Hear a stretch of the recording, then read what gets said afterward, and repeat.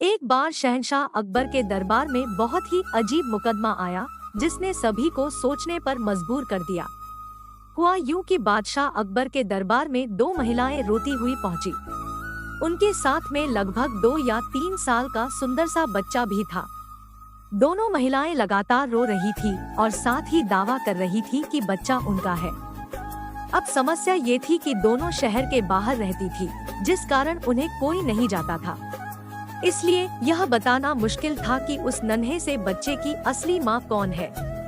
अकबर बादशाह के सामने मुसीबत आ गई कि न्याय कैसे करे और बच्चा किसको दे। इस बारे में उन्होंने एक एक करके सभी दरबारियों की राय ली, लेकिन कोई भी इस गुत्थी को नहीं सुलझा सका और तभी बीरबल दरबार में पहुंच गए।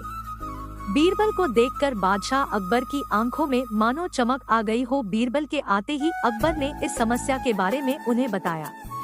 अकबर ने बीरबल से कहा कि अब तुम ही इस समस्या का समाधान करो। बीरबल कुछ सोचते रहे और फिर जल्लाद को बुलाने के लिए कहा।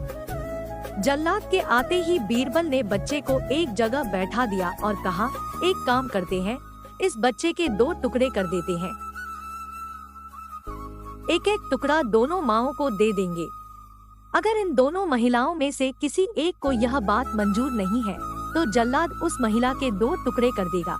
यह बात सुनते ही उनमें से एक महिला बच्चे के टुकड़े करने की बात मान गई और बोली कि उसे आदेश मंजूर है, वह बच्चे के टुकड़े को लेकर चली जाएगी। लेकिन दूसरी महिला बिलख-बिलख कर रोने लगी और बोलने लगी, मुझे बच्चा नहीं चाहिए, मेरे 2 टुकड़े कर दो, लेकिन बच्चे को मत काटो। यह बच्चा दूसरी महिला को दे दाए। यह देखकर सभी दरबारी मानने लगे कि जो महिला डर की वजह से रो रही है वही दोषी है।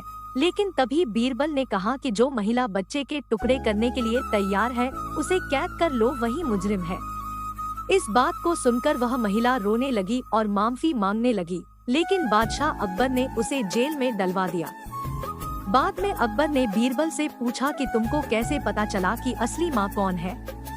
तब बीरबल ने मुस्कुराते हुए कहा, महाराज, माँ सारी मुसीबतों को अपने सिर पर ले लेती है, लेकिन बच्चे पर आंच भी नहीं आने देती, और यही हुआ। इससे पता चल गया कि असली माँ वह है जो खुद के टुकड़े करवाने के लिए तैयार है, लेकिन बच्चे के नहीं।